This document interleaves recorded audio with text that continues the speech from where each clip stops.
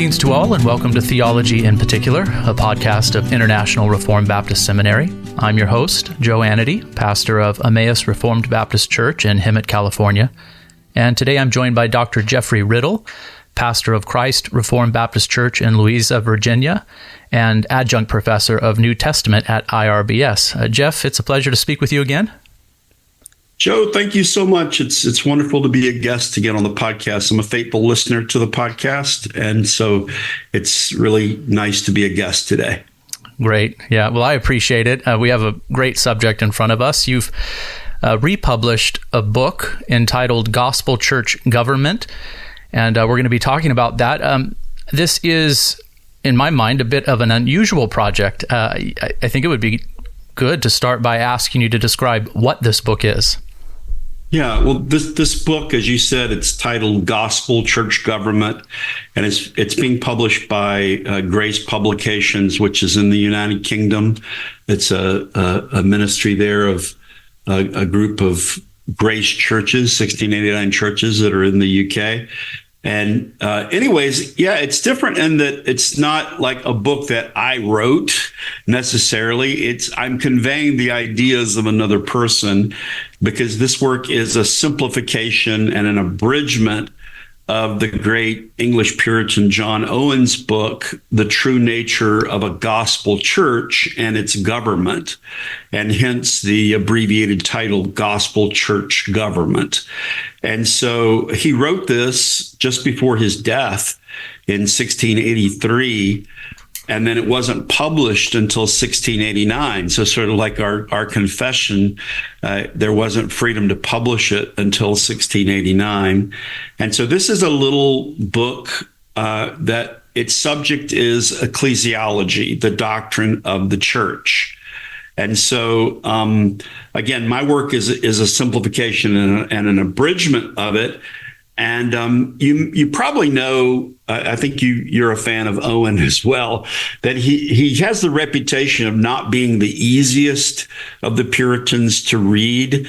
I always think of Spurgeon talked about how, Watson was a racy writer and, so quote-worthy and interesting, but Owen, it's gold, but it's not the easiest to access. Even if you're a well-educated, well-read person, it's not the easiest to access. And I thought about a quote from J.I. Packer. He wrote a foreword to a printing of some of Owen's works, and in that he said this. He said, "The lumbering style of Owen's English, with its weird words, Latinized word order, labored and tortuous exactness, and often wearisome repetitiveness, is well known."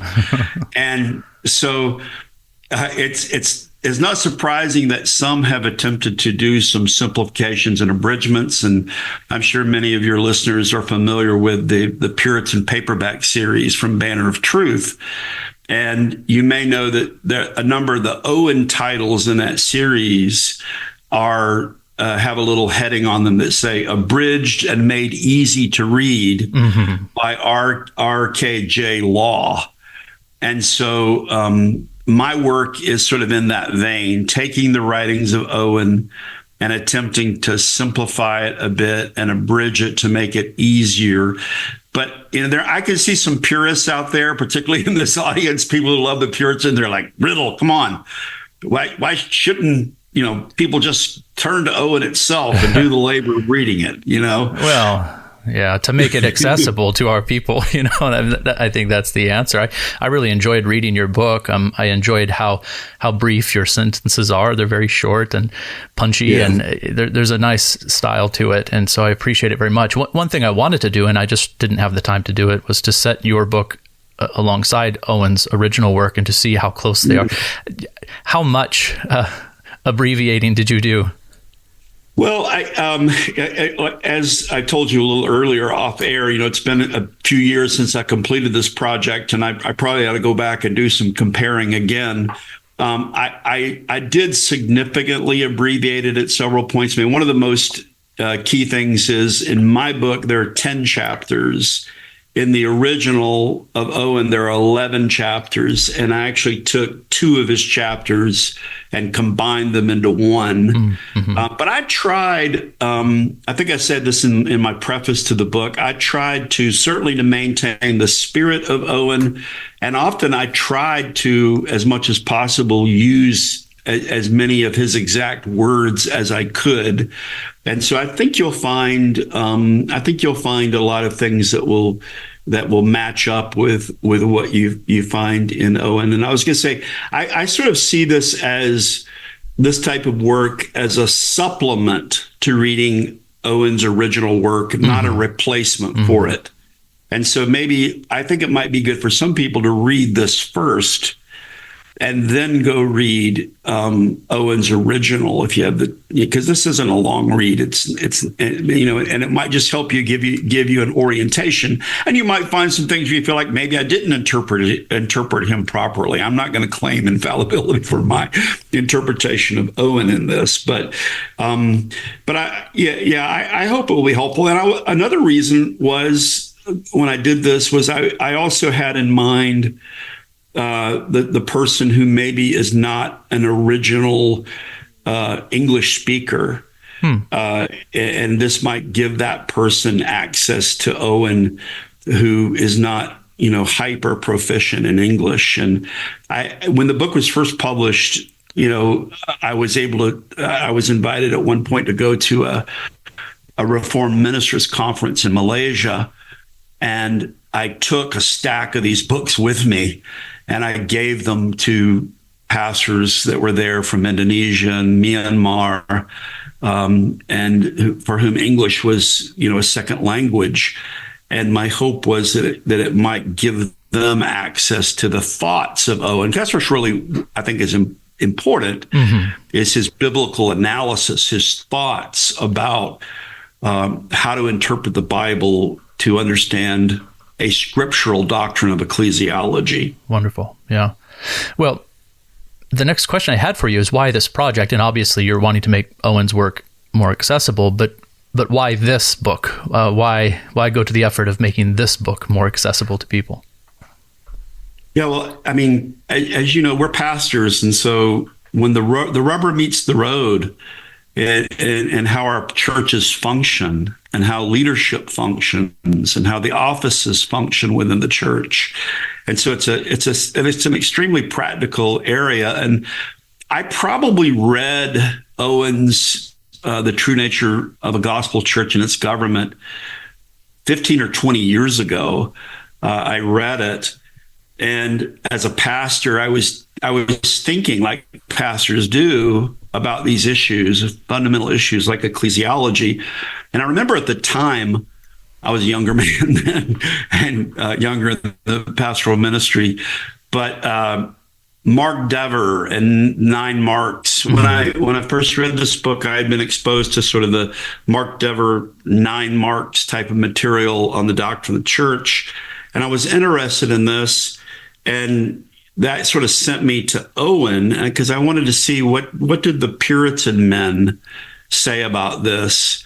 And I was at the time I was also a minister in a Southern Baptist church, and I was thinking through what I thought biblical faithfulness would look like in church government. And this and other things were sort of instrumental in me making a decision to transition out of Southern Baptist life and to become a Reformed Baptist. And then I ended up planting Christ Reformed Baptist Church in 2010. And one of the things I needed to do was write a constitution for the church. And so part of that process, I was reading and studying, and I read Owen's work, and that was helpful for making me think through the issues. Not that everything in our Constitution reflects everything in Owen, but his thought did influence our Constitution and our church government. And I think actually I just started taking notes on it, and then I had those notes, sort of my notes on Owen's original work. And then I saw that Grace Publications in the UK had a series at the time that was called Great Christian Classics, where it was a series of simplifications and abridgments of classic sort of Protestant works. And there was one of those in particular. They had a one volume in that series that was titled "Wake Up and Live," and it was a simplification and abridgment of Joseph Aline's "Alarm to the Unconverted." It's a wonderful little gospel tract, really booklet, and I had given out scores of those, and I thought, I wonder, they didn't really have anything in that series on ecclesiology. And I got in touch with them, and sure enough, they said, yeah, we'd be interested in that. So it was published in 2012. It was number 24 in that series on Christian classics, and then unfortunately, it just went out of print. I think Grace Publications had did some reorganizing, and over the years, I would from time to time hear from people who would say, how can I get copies of this? Or I read it or heard about it. And unfortunately, it's been out of print. And I was really glad last year they got in touch with me and said, hey, we want to put out a new edition of your book. And they have a new series now that's called Grace Essentials. And so this book is in that series. And I think probably there's a guy over in the UK named Aaron, I'm not even sure if you pronounce his name, Prelock or Preluck.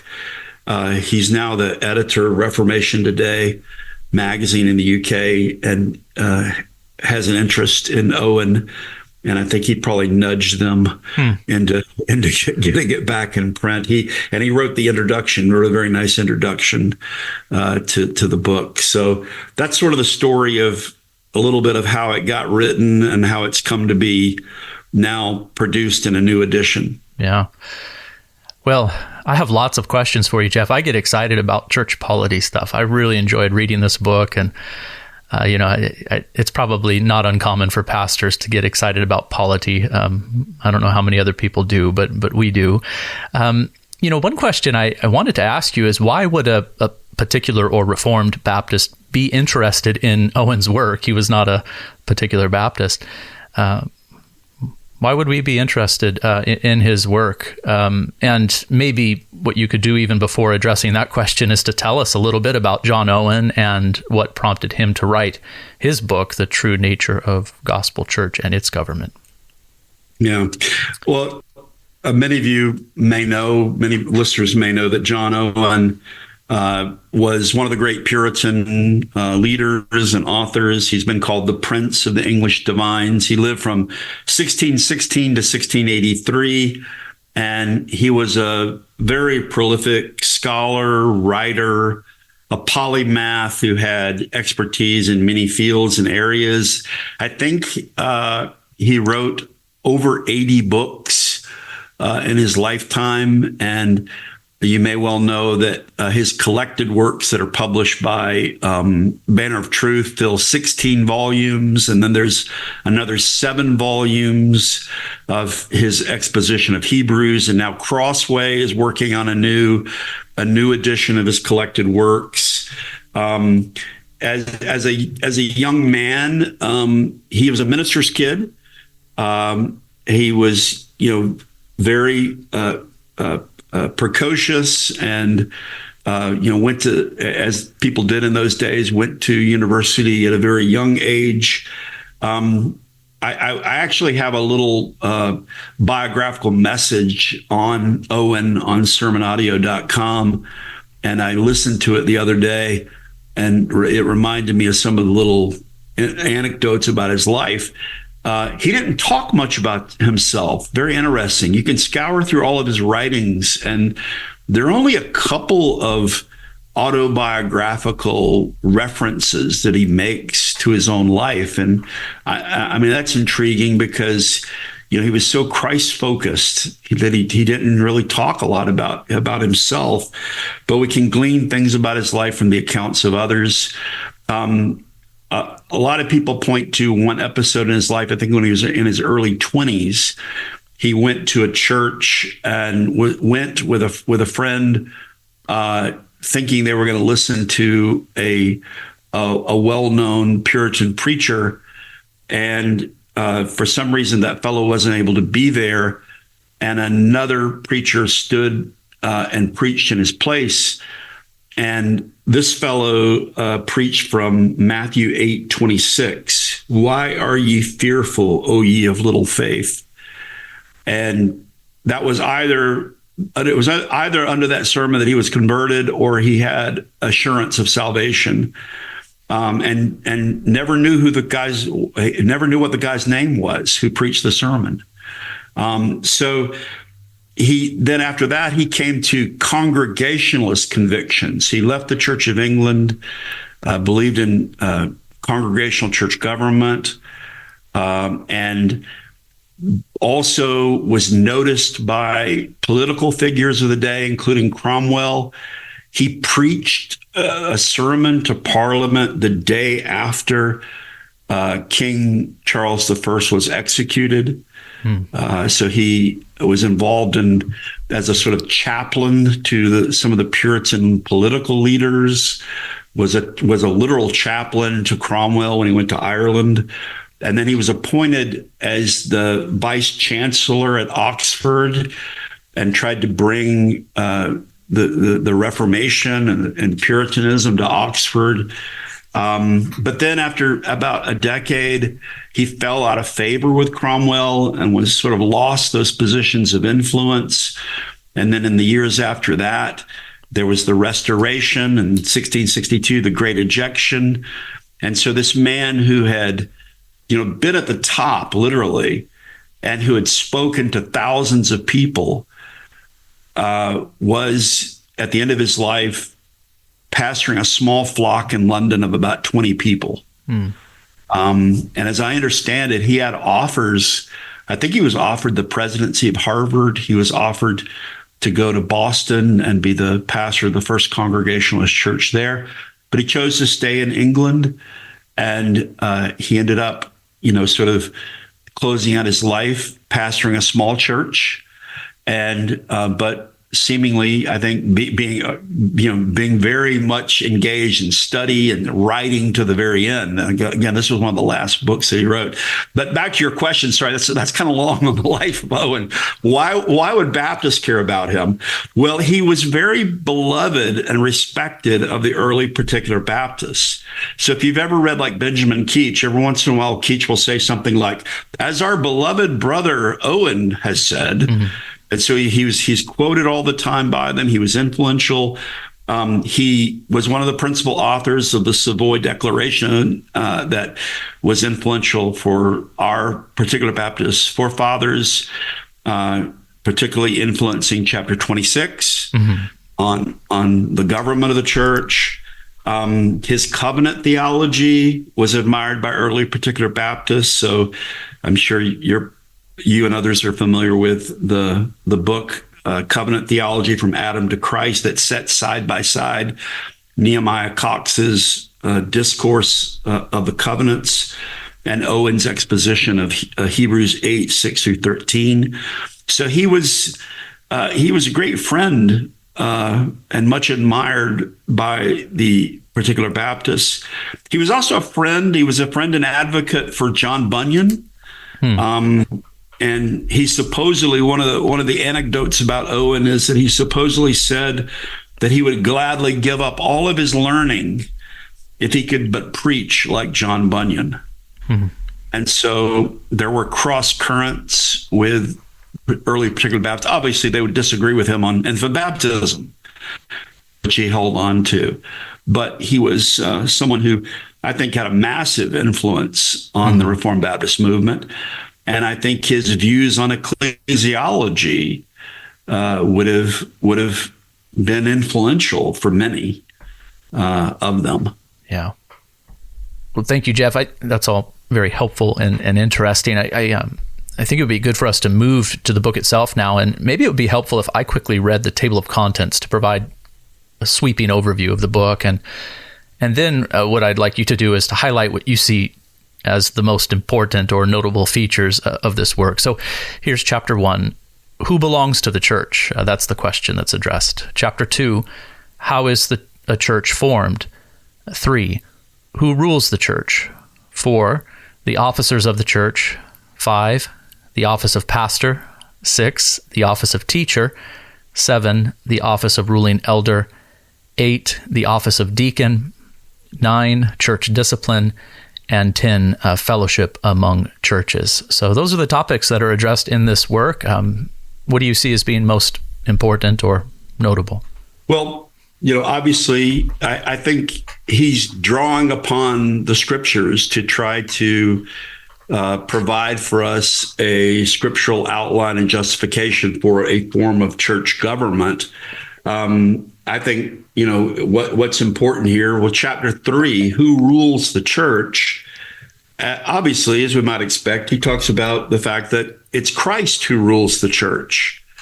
And so the rulers of the church are not the elders. It's not the congregation per se, but it's Christ who rules the church. And then he talks about how does Christ rule the church? And he talks about the appointment of officers in the church and the special wisdom that officers must have. But he's also saying, although he has much to say about the role of the officers in the church, he is saying that a gospel church will also involve in its government the congregation appropriately. It's not a madcap democracy, but it's a proper inclusion of the people of God in the church and seeking their consent and leading them, and they're the ones who have a hand in choosing those officers and acknowledging the gifts that those officers have and setting them in these roles. So when you hear that he's a Congregationalist, it's not in the sort of sort of congregational type government that we might be familiar with in contemporary evangelical life. He sees a place for the congregation, but he also sees a definite place for the officers. Mm-hmm. And just if you ask what stands out to me, I mean, I think the chapter 4, talks about the role of the pastor, the office of the pastor, and why we need pastors, and what the biblical qualifications are for a pastor. And so there's just a lot of very practical information about that. And then chapter 5, what does a pastor do? It talks about the importance of preaching as a sort of primary ministry for the pastor, the duty of prayer, the duty of administering the ordinances, the duty of defending truth, that there is an apologetic role for the pastor, the duty of evangelism, the duty of counseling and care, the duty of rule and fellowship among churches. That part of our duty as pastors is to, and this fits in with the later chapters, to seek communion with other churches and with other ministers. And something that Jim Renahan rings the bell for a lot. I'm looking at page 63 of this little book, the duty of a holy life. It begins, without this last duty, nothing will be acceptable to the great shepherd, Christ Jesus.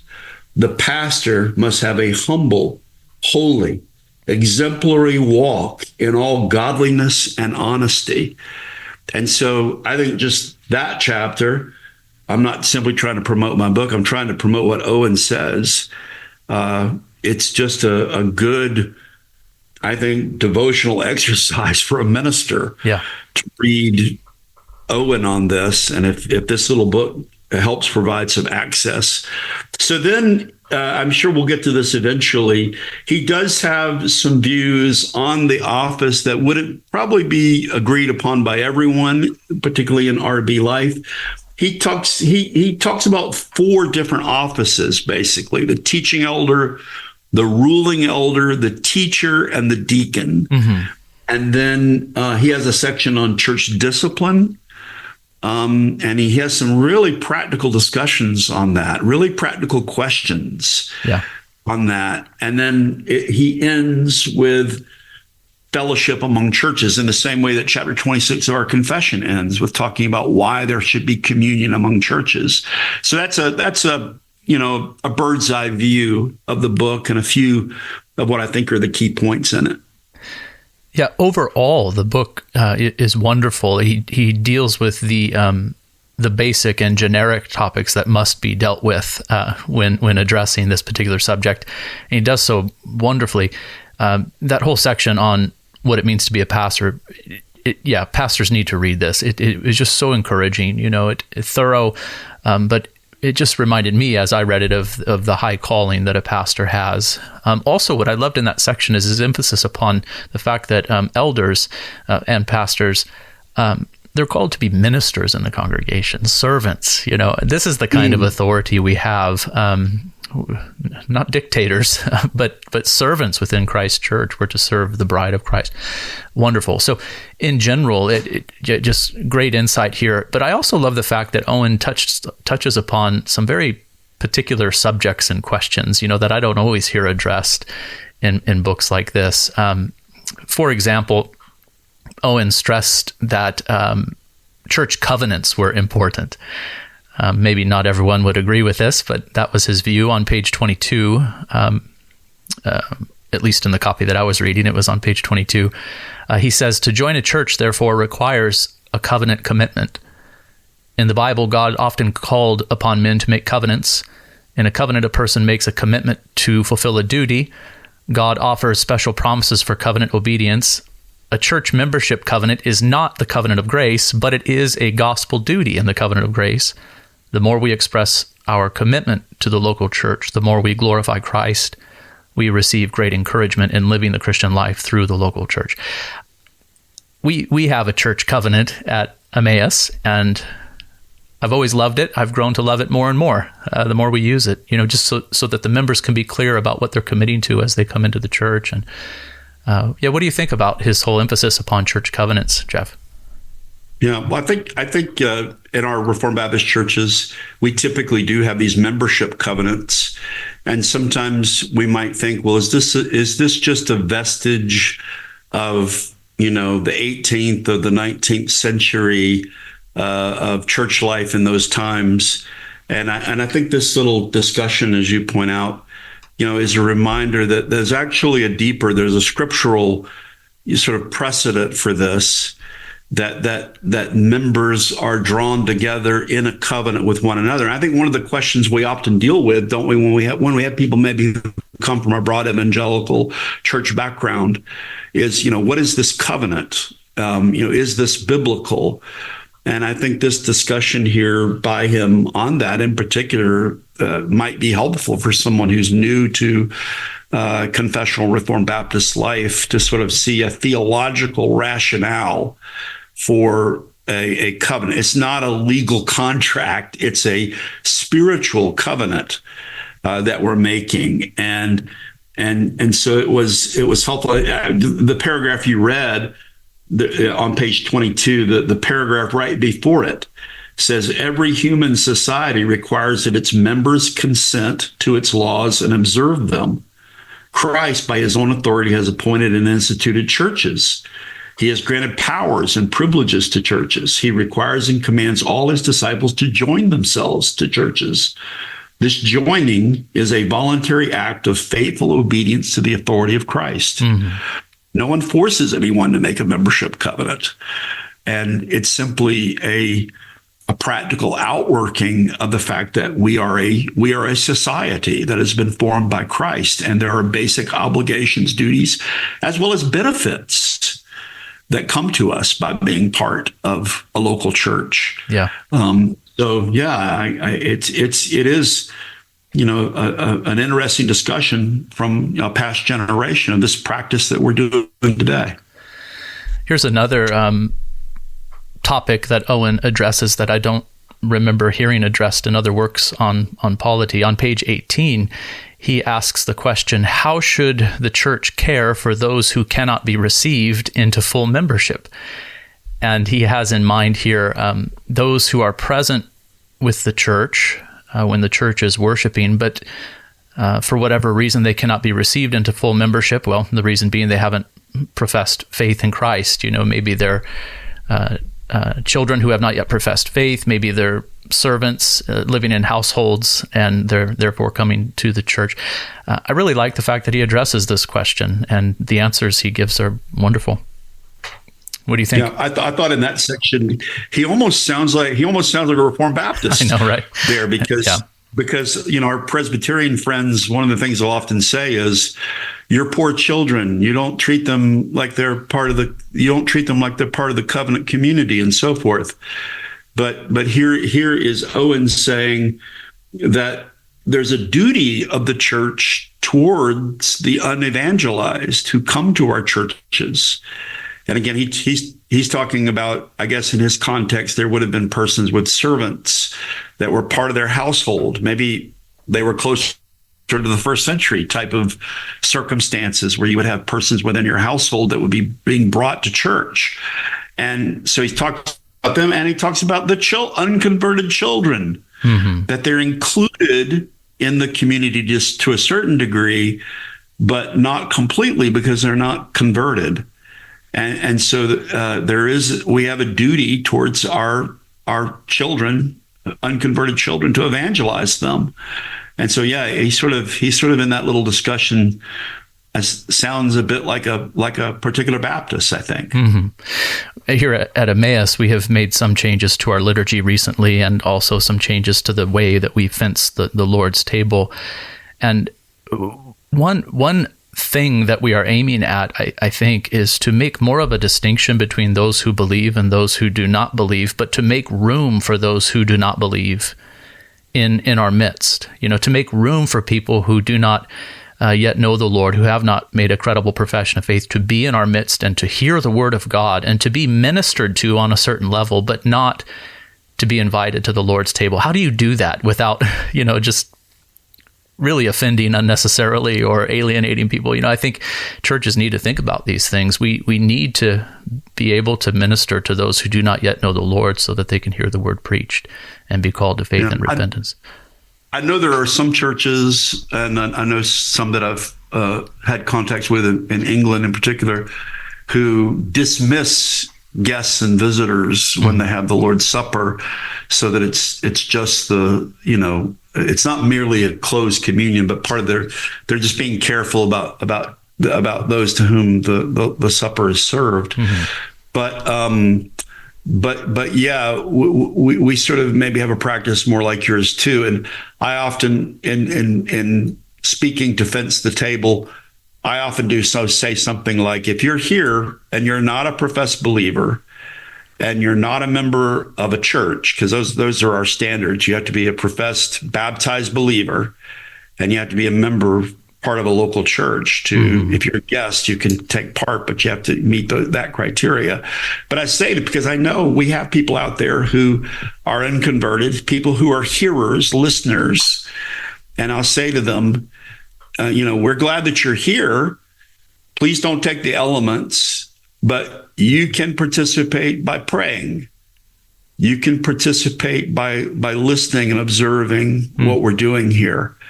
And so, yeah, I've thought about that as well, similarly, about how do we, because, and it is, I think the Lord's Supper is evangelistic, isn't it? Because a lot of times people who are on the outside who come, they watch and they're being drawn to Christ, and God is putting a desire in them to know Christ and to have communion with Him, fellowship with Him. Right. And it's wonderful. We see that person profess the faith and be baptized, and then sit down at the table with us and take of the bread and the cup with us. So it is evangelistic. I wonder if I could bring up one more. little thing that Owen addresses that I thought was interesting. He asks on page 19, what is the special duty of a church in admitting members during a time of persecution or of great persecution? And I thought, well, this probably isn't something that a lot of churches in America have thought of, at least not that I know of. But I could see the challenge. In a time of great persecution, I think the church would be tempted to close itself off from the outside world in a very, very extreme way. And really what Owen says here is that, no, we have to still be open to receiving new members. Any thoughts on that? Yeah, it is something that seems, like it's coming from a different culture and time for us in the U.S., but, maybe, there might be in God's providence sometime when we either here or in another context where we have to deal with issues like this. But it's on pages 19 and 20. He says, in the days of the apostles in the early church, they were careful not to admit members who might betray them. However, they did not allow concern for their own safety to keep them from admitting genuine Christians. Mm-hmm. This is the rule in which we should walk. In times of persecution, the church is obliged to receive sincere converts into its care and fellowship. And he goes on. And I was thinking about when I was a short-term missionary in Hungary just after the fall of communism in post-communist Hungary. And I remember some of the pastors and others in the churches there telling about times when there would be visitors who would come in. And a lot of times they would be informants. Yeah. They would be people coming in who worked with the government. And, they would do things like, I heard them tell stories about someone would come in and they would say, well, I'm from the church in another town. And they would come into their meeting room and they would make the sign of the cross in the aisle. And everybody they would all sort of look at each other like, this guy, his story probably isn't accurate. He hasn't done his research, has he? But they weren't in Hungary. They went through times of suffering during the Stalinist era and after, but they were able to meet openly. But they sometimes probably did have to have caution with visitors. Or I think about some of the churches that I know that are in countries where the predominant culture is Islamic. Mm-hmm. And they sometimes have that same issue. People come and they ask questions. And you think about like in Malaysia, where it's illegal to evangelize the Malays. And if you give somebody a gospel tract, you could end up being put in prison. And so there has to be caution on one hand, but as Owen points out here too, if someone is genuinely converted, they also need to receive the ministry of the church. Yeah. And so it is something that, maybe for us is a little bit hard to grasp, but I think it's still very relevant today in many contexts for sure. Yeah.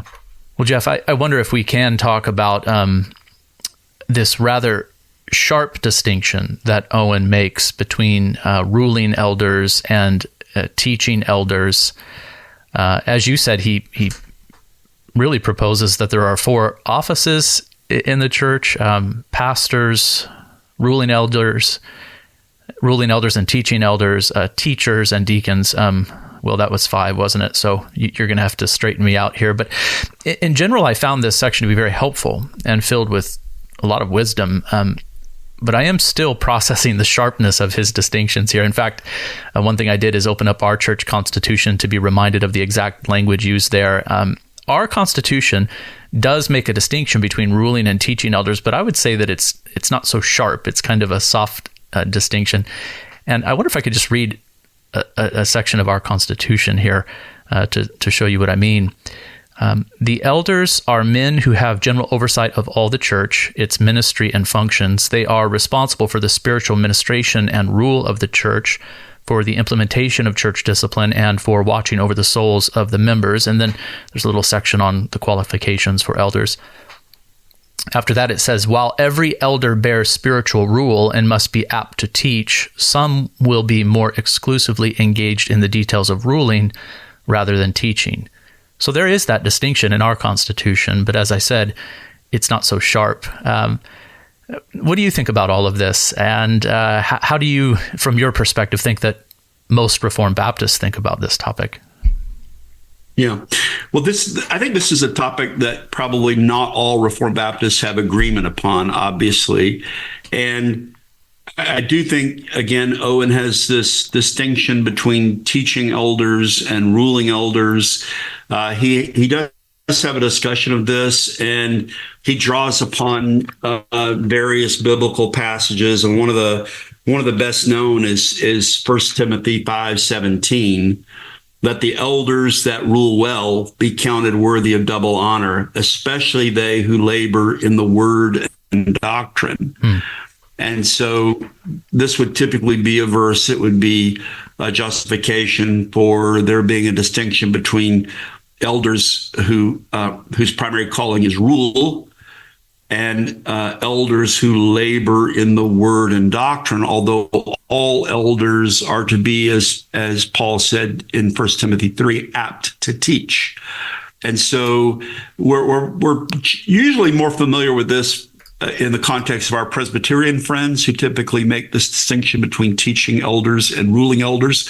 I mean, I'm not sure if it's right to say that Owen believes in a fourfold office, or you said maybe even a fivefold office, because he also, as we'll talk about perhaps, he also sees a special role for one of the teaching elders to be sort of a first among equals, chairman of the elders, pastor to give guidance. So maybe he is like our chapter 26 of our confession, and that he sees the main division being of two offices, that of elder and that of deacon. Mm-hmm. But within the one office of elder, he sees some variety of function, that there are teaching elders, those who, as Paul would put it in 1 Corinthians 9, make their living from the preaching of the gospel, and ruling elders, those whose primary calling is to help in the administration of the church. And then again, among the teaching elders, one who would be a pastor. And then, well, he does have an office of teacher, and this would be the person who teaches but doesn't rule. Right. But anyways, so there is. I'm not sure that Owen is always completely consistent in the way he talks about these offices, although he's a very consistent thinker. And I think different churches will, most likely come to different convictions about how they think that Scripture would have them be organized according to the mind of Christ. Mm-hmm. And I was thinking about Jim Renahan's book on Particular Baptist Ecclesiology, Edification and Beauty. And he has a discussion in there about basically a diversity of convictions and practices that was taking place among the early Particular Baptists. I think he sort of suggests that the majority of them sort of had a plurality of elders that stressed kind of what we would call a parity. But he also says that there were, even though they might have been the minority, those who did make a clear distinction between teaching elders and ruling elders. So he has an interesting discussion of that. And all of those would have been holding to chapter 26 of the confession, but some of them would have seen a slightly different role between teaching elders and ruling elders. Sure. Do you mind if I read a comparison of the Savoy platform of polity with the Second London Confession? Jeff, you saw me disappear from the screen. I went and grabbed this off my shelf.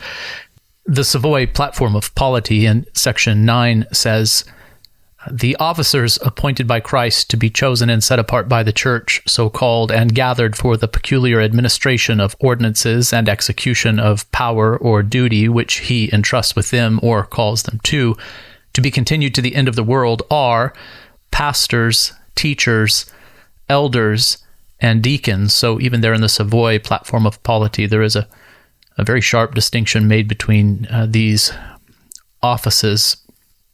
And the Second London Confession in chapter 26, paragraph 8 is, I think, identical up until the very end, where the offices listed are bishops or elders. So that's one office by two different names, bishops or elders, and deacons. And I suppose I should say the reason I'm comparing Second London Confession with the Savoy platform of polity is because John Owen is very much behind the Savoy platform of polity. His ecclesiology shines through brightly here. Yeah, that's the thing. The distinctions, as I've said, are so sharp in Owen, and there's so much to it that's helpful. But I guess my conviction would be that we end up with two offices in the church, elder and deacon, and not more than this, even though there's room for making distinctions amongst the elders. It's almost as if Owen is saying that men should be ordained to one of these offices or the other, ordained as pastor, ordained as teaching elder, ordained as ruling elder, ordained as teacher, etc. In our context, what we do is men are ordained as elders, and then they do end up taking particular roles, though. They have a particular emphasis. Either they devote themselves more thoroughly to teaching or to ruling.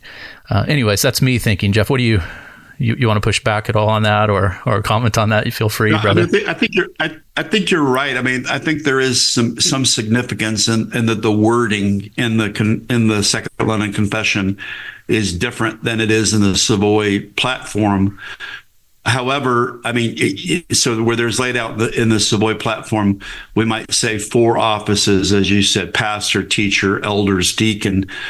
But then we could say that in the Second London Confession, there's the whole mention of the gifted brethren, right, who are teachers. Yeah. So does that mean there's a sort of a third office that's there?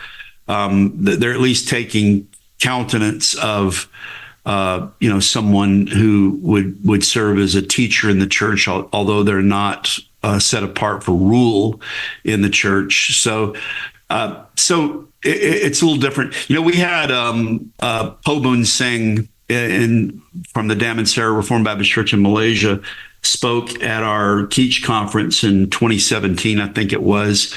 And he spoke on chapter 26, and he was advocating for a more Owenian type of view, and he gave in his talks there basically a justification for how chapter 26 of our confession could be read in a harmonious way with Owen's view to some degree. Mm-hmm. But anyways, so yeah, I think it's like I said, if we take the teacher role that he talks about and we equate that with a gifted brother, mm-hmm. and then we talk about pastors, elders, and deacons.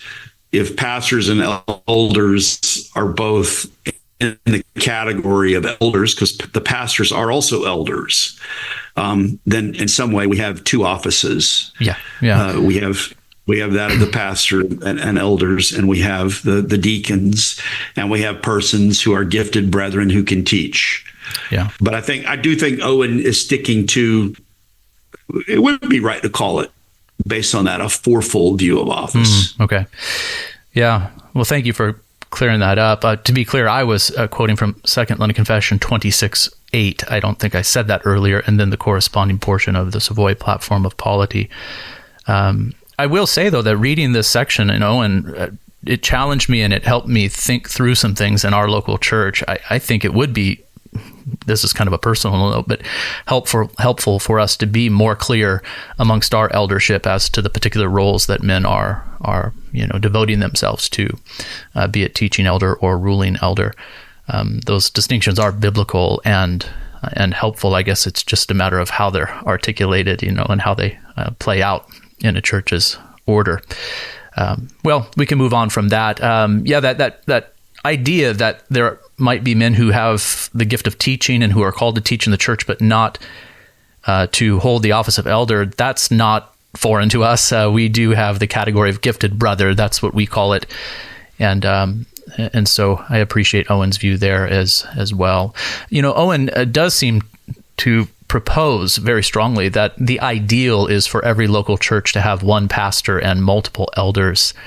He says we need to return to the original congregational form of church order. This also means returning to the original order for church officers. There should be one pastor or bishop in one church who is assisted in his duties by many elders, including both teaching and ruling elders. That's on page 78 of the copy I had. He's stating his position very directly there, isn't he? Very strongly that this is the biblical ideal. What do you think about that? Yeah, I think he's advocating for there being, and this is a term we haven't used yet, the minister, someone who is set apart, as Paul says in 1 Corinthians 9, to make their living from the preaching of the gospel. And he does, I think, is assuming a situation in which there are people set apart for that and who are particularly gifted for that. It's interesting in this discussion, he talks about how there can be more, if a congregation is large enough, there can be more than one teaching elder. A church may be so large that they would need, many teaching elders.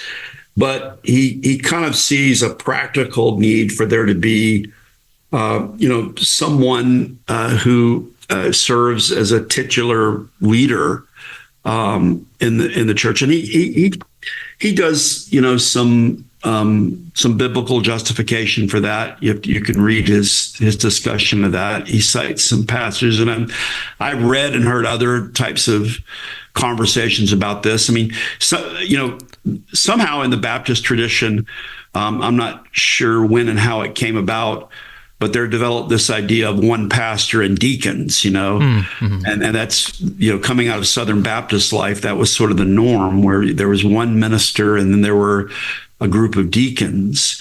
And he's definitely not advocating for something like that. I think he's just saying that there needs to be someone who is a convener. He doesn't have more power than the other elders, but he's someone who can be acknowledged to be a convener and leader. And, I've heard people say, well, if you look at sort of a pattern of life, you've got in the family a husband and a wife, and the husband has a peculiar type of leadership role.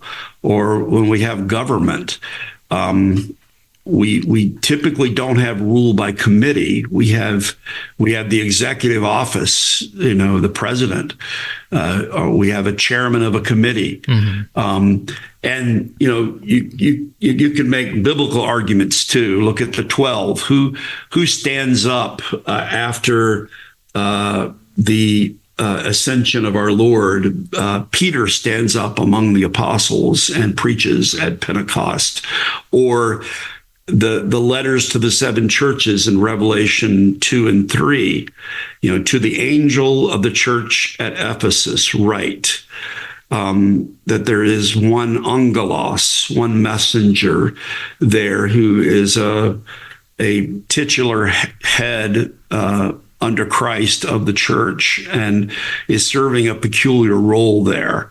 And so, anyways, but yeah, he's going to argue more for there being a distinctive role for one elder among the elders to serve as a pastor or a minister in the church. Certainly, he is proposing that the ideal is that there be a plurality of elders. And whenever I say that or emphasize that in public, I do think of those churches that really would love to have a plurality of elders, but just they don't. And there are some churches like that in our local association. And I know these men well enough to know that they would love to have other men appointed to the office of elder, but are waiting upon the Lord for these things. At one point, I think Owen does make a little comment that made me laugh. Basically, it was, don't appoint men to the office of elder just to make a show, or, be patient. Men need to meet the biblical qualifications for this office, so don't be hasty in the laying on of hands.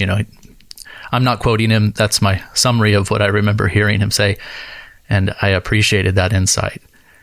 Jeff, I found Owen's section on church discipline to be filled with much wisdom. He provides solid biblical teaching on the basics, but he also addresses some particular questions that I thought were just great questions. He has 11 of them. Do you mind if I read them real quick? And maybe this will encourage people to read the book. You can make some comment on them afterward. Here are 11 questions about church discipline. This is after he establishes the biblical foundations for this important subject. 1, should excommunication, though justly deserved, be omitted if it might bring the church into danger or trouble? 2, what if an offender who justly deserves to come under discipline voluntarily withdraws from or leaves the fellowship of the church? Is it necessary to proceed with excommunication against him? 3, in a case of great and scandalous sin, may a church proceed to excommunication without previous admonition? 4, in cases where the sin is great and notorious, should the church proceed to excommunication even if the person repents and expresses humiliation to the satisfaction of the church? 5, should a member be excommunicated who leaves the fellowship of a church voluntarily without a cause but in a disorderly manner? 6, how much time should be allowed after admonition is given before proceeding to actual excommunication? 7, should a man be excommunicated for errors in matters of faith or for false opinions? 8, if a person is excommunicated from a church, may he be allowed to attend the public preaching services of that church? 9, how are we to understand the rules given by the apostles towards those who are rejected by the church? Here he cites 1 Corinthians 5:11, with such a one know not to eat, and 2 Thessalonians 3:14, note that man and have no company with him, that he may be ashamed. 10, how should people who were excommunicated by the church be received if they repent? And 11, can excommunication ever be regular and valid when the righteousness of the matter is dubious and disputed? Those are great questions. And if a man's been in the ministry for very long, he probably is going, we've had to wrestle with questions like these but before. Yeah. What do you think, Jeff? Yeah, I mean, they're fantastic questions, and I think they would be helpful for any of us to think through. I think the exercise of church discipline is rarely going to be something that is clear cut, and there are going to be nuances to deal with. And his discussion of this doesn't provide cut and dried answers. He provides counsel, wise counsel on many of these issues. The thing that I'm struck by in reading through those admonitions, his answers to those questions, is his stress on the fact that nothing should be done in haste. Mm-hmm. Things should not be done hastily. Go slowly. Take your time. Be careful about these matters. And then the second thing that I'm struck by throughout it all is his emphasis on the fact that this type of corrective discipline is not punitive. Mm-hmm. You're not lashing out to punish someone. Your goal is reconciliation and restoration, and that seems to be the overall theme. Don't be hasty. Take your time, and remember, you're not trying to hurt someone. You're not trying to lash out at someone. You're attempting restoration, and so there's some good cautions there, I think, for us. Yeah, I agree. Well, the last chapter is entitled "Fellowship Among Churches." Correct me if I'm wrong. This does not seem to be a full-blown articulation of what we would call associationalism, but it's very close to it, I think. Yeah, he used the term synod, mm-hmm. and so it's a synodal sort of ecclesiology as opposed to Baptist associationalism or general assemblies. He's using, I guess, I'm assuming the language that would have been common among congregationalists of this era. But there are a lot of things about this, having a synod meeting sounds like a general assembly meeting.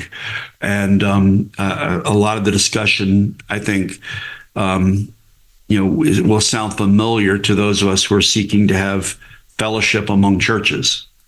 Yeah. It's a great exhortation. You mentioned earlier, as one of the obligations that a pastor has, one of his duties is to labor as it pertains to fellowship among other churches. And of course, a man could be distracted with ministry outside of his local church too much, and that would be a problem. But it's important for pastors to create and maintain strong bonds with other churches. Our view would be informal associations. Maybe I'll close with this question. How well does Owen agree with the Second London Confession of Faith, especially chapter 26? And is there anything in this little book that particular or Reformed Baptists might disagree with? I think we've touched upon some of those things already and have noted them, but do you want to say anything more about that as we move this conversation to a conclusion? Yeah, I think we already noted it, really. I think there might be some specific questions about how we understand the delineation of the offices within the church and their functions within the church. And in this section on communion among churches, again, some of the language is different, synods versus associations. But I think a lot of the the essence, the substance of it are things that we can agree with. There's nothing in this gospel church government that addresses infant baptism. So it's not like that's just not something that's addressed in this. Although we talked about earlier his conversation about what is the duty of the church to minister to those who attend its meetings who are outside of the fellowship. Some of that, again, sounded a little Baptistic, but anyways, I don't think there's anything like that we would object to. I was thinking back to the question of the fellowship among churches. He, on pages 142 through 145, he lays out what the fellowship of the churches is and how you have fellowship with churches. He lays out a few points, and the first point is, in general, they believe the same doctrine of truth. So there's unity of belief among churches that are in fellowship with one another. Second, they also believe in the church itself. Thirdly, they pray. Fourth, they administer the same sacraments of baptism and the Lord's Supper. Fifth, they profess that they are subject to the authority of Christ in all things.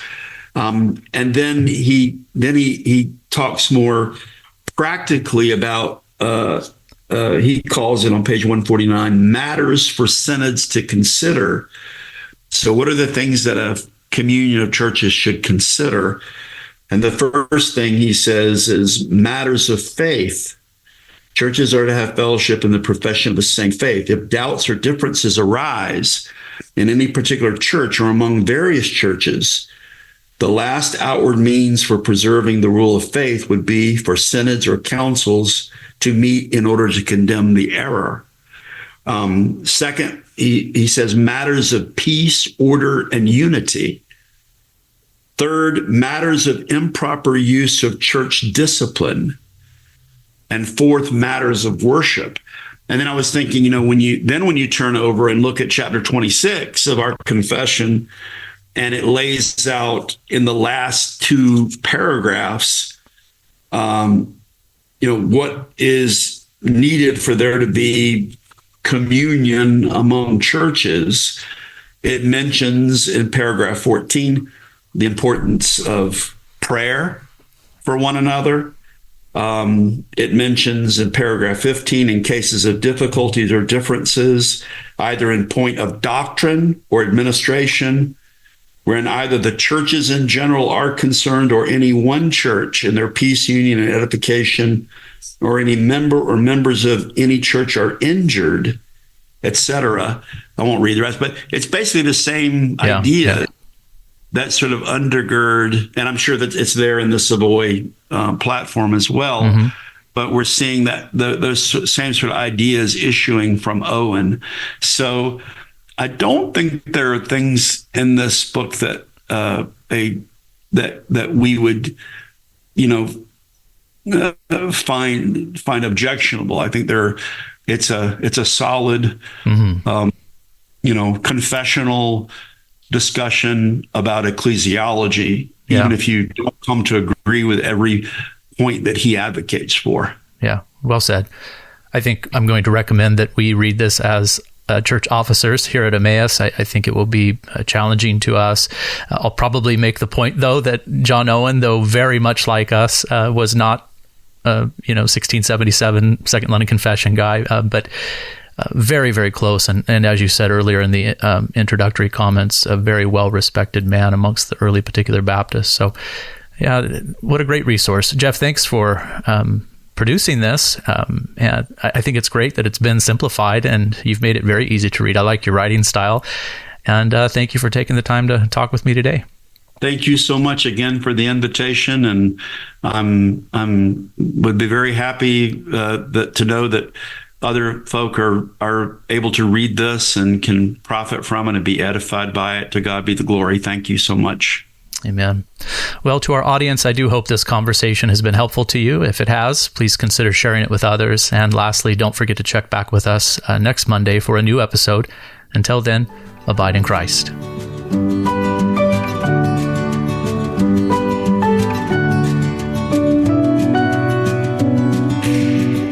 Thank you for listening to Theology in Particular. If you have any comments, questions, or suggestions for future podcasts, please email tip@irbsseminary.org.